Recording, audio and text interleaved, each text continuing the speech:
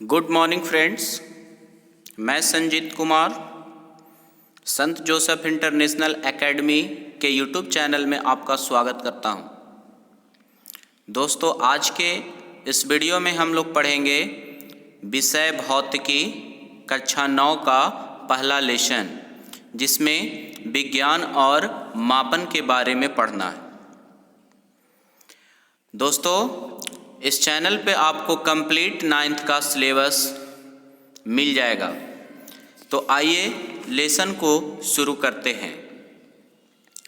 जैसा कि लेसन का नाम है विज्ञान और मापन, तो सबसे पहले जानते हैं कि विज्ञान किसे कहते हैं। सावधानीपूर्वक और क्रमबद्ध तरीके से किए गए प्रयोगों और परीक्षणों द्वारा प्राप्त ज्ञान को ही विज्ञान कहते हैं। ठीक है, यानी कि सावधानीपूर्वक और क्रमबद्ध तरीके से जो भी प्रयोग किया जाता है और जो उससे हमें रिजल्ट मिलता है या जो भी ज्ञान मिलता है उसे हम विज्ञान कहते हैं। विज्ञान की शाखाएं, तो विज्ञान की निम्नलिखित 2 शाखाएं हैं। मुख्यतः यह 2 शाखाएं होती है विज्ञान की। पहला है भौतिक विज्ञान और दूसरा है जीव विज्ञान। भौतिक विज्ञान को भी 2 वर्गों में रखा गया है, एक रसायन विज्ञान और दूसरा भौतिकी यानी केमिस्ट्री एंड फिजिक्स। दूसरा जो है शाखा वो है जीव विज्ञान यानी बायोलॉजी। उसको भी 2 पार्ट में डिवाइड किया गया है, एक तो वनस्पति विज्ञान और दूसरा प्राणी विज्ञान। वनस्पति विज्ञान को बॉटनी भी बोला जाता है और प्राणी विज्ञान को जूलॉजी बोला जाता है। अब एक एक करके हम लोग इसका डिफिनेशन जानेंगे। सबसे पहले जानते हैं कि भौतिक विज्ञान किसे कहते हैं। तो विज्ञान की वैसी शाखा जिसके अंतर्गत निर्जीव पदार्थों और उससे संबंधित घटनाओं के बारे में अध्ययन किया जाता है, भौतिक विज्ञान कहलाता है। ठीक है, भौतिक विज्ञान किसे कहते हैं? तो विज्ञान की वैसी शाखा जिसके अंतर्गत निर्जीव पदार्थों और उससे संबंधित घटनाओं के बारे में अध्ययन किया जाता है, भौतिक विज्ञान कहलाता है। दूसरा है पढ़ना जीव विज्ञान के बारे में। तो विज्ञान की वैसी शाखा जिसके अंतर्गत सजीव पदार्थों और उनसे संबंधित घटनाओं का अध्ययन किया जाता है, जीव विज्ञान कहलाता है। ठीक है, अगला डिफिनेशन है वनस्पति विज्ञान, कि पेड़ पौधों से संबंधित अध्ययन को ही वनस्पति विज्ञान कहते हैं। ठीक है, अगला डिफिनेशन है प्राणी विज्ञान का। तो विज्ञान की वैसी शाखा जिसके अंतर्गत जीव जंतुओं से संबंधित अध्ययन किया जाता है और उससे हमें जो ज्ञान मिलता है वही प्राणी विज्ञान कहलाता है। ठीक है, तो ये सभी डिफिनेशन अच्छे से आप वीडियो को पॉज कर नोट्स बना लें। चलिए आगे बढ़ते हैं। रसायन विज्ञान किसे कहते हैं? तो विज्ञान की वैसी शाखा जिसके अंतर्गत पदार्थों के संघटन, संरचना, गुणों और रासायनिक प्रतिक्रिया के दौरान इनमें हुए परिवर्तनों का अध्ययन किया जाता है, ये वो रसायन विज्ञान कहलाता है। ठीक है, अगला डिफिनेशन है भौतिकी का। विज्ञान की वह शाखा जिसके अंतर्गत प्रकाश, ध्वनि, दाब, ताप इत्यादि शक्तियों का अध्ययन किया जाता है, उसे हम लोग भौतिकी कहते हैं, है ना। 9th क्लास के हमारा भौतिकी में ये सब पढ़ना है, बल के बारे में, गति के बारे में, गुरुत्वाकर्षण के बारे में, कार्य के बारे में, ऊर्जा के बारे में, ठीक है, ध्वनि के बारे में। तो ये सबका अध्ययन हम लोग भौतिकी के अंतर्गत करते हैं। ठीक है, अब आइए जानते हैं मात्रक क्या होता है ना। इस चैप्टर का नाम ही है विज्ञान और मापन। तो मात्रक किसे कहते हैं? तो विज्ञान मापन पर आधारित है और किसी भी राशि के लिए कुछ मानक मापों की आवश्यकता होती है, ऐसी मानक को उस राशि का मात्रक कहते हैं, है ना। अब किसी भी चीज़ के लिए एक मानक माप होता है, जैसे लंबाई मापते हैं तो लंबाई को हम लोग मीटर में मापते हैं। अब कहीं बाजार में सामान खरीदने जाते हैं, सब्जी खरीदते हैं तो केजी में खरीदते हैं। तो ये सब लंबाई, केजी, ये सब जो हो गया हमारा मात्रक है। ठीक है, यानी कि किसी राशि का परिमाण उसके मात्रक के साथ तुलना करके ही ज्ञात किया जा सकता है। चलिए, भौतिक राशियां किसे कहते हैं? ठीक है, भौतिक के नियमों को जिन पदों में व्यक्त किया जाता है उन्हें भौतिक राशियां कहते हैं। जैसे लंबाई, द्रव्यमान, समय, बल, ऊर्जा, वेग इत्यादि, ये सब भौतिक राशियां कहलाते हैं। भौतिक राशियों के प्रकार के बारे में जानते हैं। तो भौतिक राशियां दो प्रकार के होते हैं, एक तो आधारी राशि और दूसरा व्युत्पन्न राशि। ठीक है, भौतिक राशियां कितने प्रकार के होती है? दो प्रकार के, एक तो आधारी राशि और दूसरा व्युत्पन्न राशि। ठीक है, अब आइए जानते हैं कि आधारी राशियां क्या होता है। वे राशि जो स्वतंत्र मानी जाती है आधारी राशियां कहलाती है ना। यानी कि वह मात्रक जो किसी अन्य मात्रक पर निर्भर नहीं करता है वो आधारी राशि कहलाता है। जैसे लंबाई, द्रव्यमान, समय इत्यादि। आधारी राशियों के मात्रकों को आधारी मात्रक भी कहा जाता है, ध्यान में रखना है। अब जानिए व्युत्पन्न राशि किसे कहते हैं। तो वे राशि जो आधारी राशि के पदों में व्यक्त किया जाता है व्युत्पन्न राशि कहलाते हैं। जैसे क्षेत्रफल, आयतन, बल, कार्य, ऊर्जा इत्यादि व्युत्पन्न राशि के उदाहरण हैं। ठीक है, व्युत्पन्न राशियों के मात्रकों को व्युत्पन्न मात्रक कहा जाता है। ठीक है, व्युत्पन्न राशियों के मात्रकों को क्या कहा जाता है? तो व्युत्पन्न मात्रक कहा जाता है। ठीक है, तो ये ध्यान में रखिएगा। और एक चीज कि सभी प्रकार की राशियों के लिए मात्रकों के पूरे समूह को मात्रकों की पद्धति कहते हैं। ठीक है, अब आधारी राशि जो है हमारा 7 प्रकार के होते हैं। पहला है लंबाई, दूसरा द्रव्यमान, तीसरा समय, चौथा विद्युत धारा, पांचवा तापमान, छठा ज्योति तीव्रता और सातवां पदार्थ का परिमाण। इन सब का एसआई मात्रक भी लिखा हुआ है। तो लंबाई का एसआई मात्रक मीटर होता है, द्रव्यमान का एसआई मात्रक किलोग्राम होता है, समय का सेकंड होता है, विद्युत धारा का एम्पियर होता है, तापमान का केल्विन होता है, ज्योति तीव्रता का कंडेला होता है और पदार्थ का परिमाण का मोल होता है। ठीक है, और इसका सिंबल भी दिया हुआ है। तो ध्यान में रखना, आधारी राशियां कितने प्रकार के होते हैं? 7 प्रकार के होते हैं।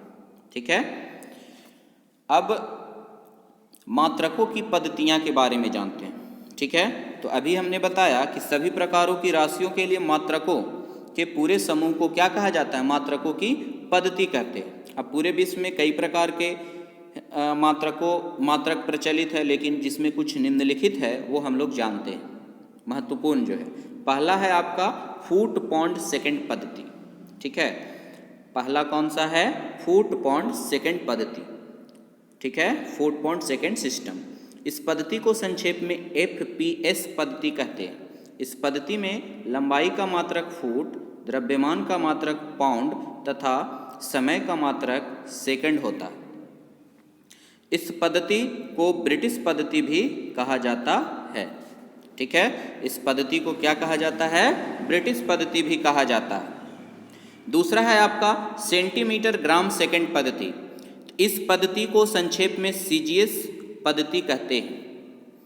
इस पद्धति में लंबाई का मात्रक सेंटीमीटर, द्रव्यमान का मात्रक ग्राम तथा समय का मात्रक सेकंड होता है। इस पद्धति को मीटरी पद्धति भी कहा जाता है। ठीक है, इस पद्धति को और किस नाम से जाना जाता है? तो मीटरी पद्धति के नाम से भी जाना जाता है। चलिए, तीसरा पद्धति के बारे में हम लोग जानते हैं, मीटर किलोग्राम सेकंड पद्धति। ठीक है, मीटर किलोग्राम सेकंड पद्धति। इस पद्धति को संक्षेप में MKS पद्धति कहा जाता है। जिसमें लंबाई का मात्रक क्या होता है? मीटर, द्रव्यमान का मात्रक किलोग्राम और समय का मात्रक सेकंड होता है। ठीक है, तो ये ध्यान रखने योग्य बात है कि तीनों में टाइम का जो यानी समय का जो मात्रक होता है वो सेकंड होता है। तो तीनों ध्यान में रखिएगा। पहला क्या पढ़े? फुट पाउंड सेकंड पद्धति, दूसरा पढ़े सेंटीमीटर ग्राम सेकंड पद्धति, तीसरा पढ़े हम लोग मीटर किलोग्राम सेकंड पद्धति, FPS, CGS एंड MKS पद्धति। अब इससे रिलेटेड कुछ पॉइंट है वो जान लीजिए कि अक्टूबर 1960 ईस्वी में पेरिस के निकट सेवेरे नामक स्थान पर संपन्न 11वीं एवं माप के महासम्मेलन है ना में 6 आधारी मात्रकों को परिभाषित किया गया था। कितने राशियों को परिभाषित किया गया था? तो 6 आधारी मात्रकों को परिभाषित किया गया था। 1970 में संपन्न 14वीं तौल एवं माप के महासम्मेलन में 7वां आधारी मात्रक मोल को जोड़ दिया गया। ठीक है, तो ध्यान में रखना है कि मोल को कब जोड़ा गया? तो 1970 में। कौन सा सम्मेलन में? तो 14वां तौल एवं माप के महासम्मेलन में। आगे बढ़ते हैं। इस चैप्टर से कुछ महत्वपूर्ण तथ्य हैं वो भी ध्यान में रखना है। संपूरक राशियां के बारे में भी जान लीजिए कि एक तो आधारी राशियां होती है जो 7 प्रकार के हैं। संपूरक राशियां हमारा 2 प्रकार के हैं, जिसमें समतल कोण एक है और दूसरा है घन कोण। तो समतल कोण का एसआई मात्रक रेडियन होता है और घन कोण का एसआई मात्रक अस्टेरेडियन होता है। ठीक है, समतल कोण का एसआई मात्रक रेडियन तथा घन कोण का एसआई मात्रक क्या होता है? अस्टेरेडियन होता है। अब जानिए कि दाब किसे कहते हैं। तो प्रति एकांक क्षेत्रफल पर लगने वाले बल को दाब कहते हैं। ठीक है, दाब बराबर बल बटा क्षेत्रफल होता है और दाब का एसआई जो मात्रक होता है न्यूटन पर मीटर स्क्वायर है ना, न्यूटन पर मीटर स्क्वायर यानी न्यूटन बटा मीटर स्क्वायर, ये होता है हमारा दाब का एसआई मात्रक। इसे पास्कल भी कहा जाता है, जिसे पीए के द्वारा सूचित किया जाता है। और 1 पास्कल बराबर होता है 1 न्यूटन मीटर -2 या 1 न्यूटन बटा मीटर स्क्वायर। दाब बराबर बल बटा क्षेत्रफल। फॉर्मूला याद रखिएगा। गैसीय दाब के मापने का मात्रक एटमॉस्फेयर होता है ना। हमारे वायुमंडल में जो गैसीय दाब है उसको मापने का मात्रक क्या है? एटमॉस्फेयर है। 1 एटमॉस्फेयर बराबर होता है 1.01 गुना 10⁵ पास्कल है ना। कितना? तो 10⁵ यानी कि 1.01 गुना 10⁵ पास्कल। और 1 पास्कल बराबर कितना होता है? 1 न्यूटन मीटर बटा मीटर स्क्वायर। चलिए आगे बढ़ते हैं। सामान्य दाब किसे कहते हैं? समुद्र की सतह पर वायुमंडलीय दाब 1 एटमॉस्फेयर होता है, इसे ही सामान्य दाब कहा जाता है। ठीक है, यानी कि समुद्र की सतह पर वायुमंडलीय दाब अगर 1 एटमॉस्फेयर के बराबर होता है तो वह सामान्य दाब कहलाता है। वायुमंडलीय दाब, तो वायुमंडल में वायु का दाब वायुमंडलीय दाब कहलाता है। अब जानते हैं ताप और ऊष्मा का एसआई मात्रक। तो ताप का एसआई मात्रक केल्विन होता है। टेम्परेचर का एसआई मात्रक क्या होता है? केल्विन, जिसे के से सूचित किया जाता है। अब ये देखिए कि 0 डिग्री सेंटीग्रेड बराबर कितना केल्विन होता है? तो 273.15 केल्विन या 273 केल्विन लगभग में लिखा जाता है। अब जानिए कि केल्विन से सेंटीग्रेड में बदलने का क्या है नियम। तो केल्विन बराबर फार्मूला लगा दीजिएगा, सेंटीग्रेड प्लस 273 या सेंटीग्रेड प्लस 273.15, 5 छूट गया। अब इसी का जस्ट उल्टा पूछेगा, सेंटीग्रेड से केल्विन में बदलना है तो सेंटीग्रेड बराबर क्या हो जाएगा फार्मूला? Kelvin minus 273.15। ठीक है, यही फार्मूला से निकल जाएगा। ध्यान में रखना है। ऊर्जा तथा ऊष्मा का एसआई मात्रक जूल होता है। क्या होता है? जूल। ठीक है, तो इसे जे से सूचित किया जाता है। और सीजीएस पद्धति में ऊष्मा का एसआई मात्रक जो होता है वो कैलोरी होता है। क्या होता है? तो कैलोरी। ठीक है, सीजीएस पद्धति में 1 कैलोरी बराबर कितना होता है? तो 4.2 जूल होता है। ठीक है, ध्यान में रखना है। तथा 1 किलो कैलोरी बराबर कितना होगा? 4.2 किलो जूल लगभग। ठीक है, ये ध्यान में रखना है। तो चलिए फ्रेंड्स, इस वीडियो में इस लेसन से इतना ही। आशा करता हूँ कि यह वीडियो आपको अच्छा लगा होगा। यह वीडियो आपको कैसा लगा ये हमारे कमेंट बॉक्स में ज़रूर बताइएगा। संत जोसेफ इंटरनेशनल एकेडमी के यूट्यूब चैनल से जुड़े रहने के लिए धन्यवाद।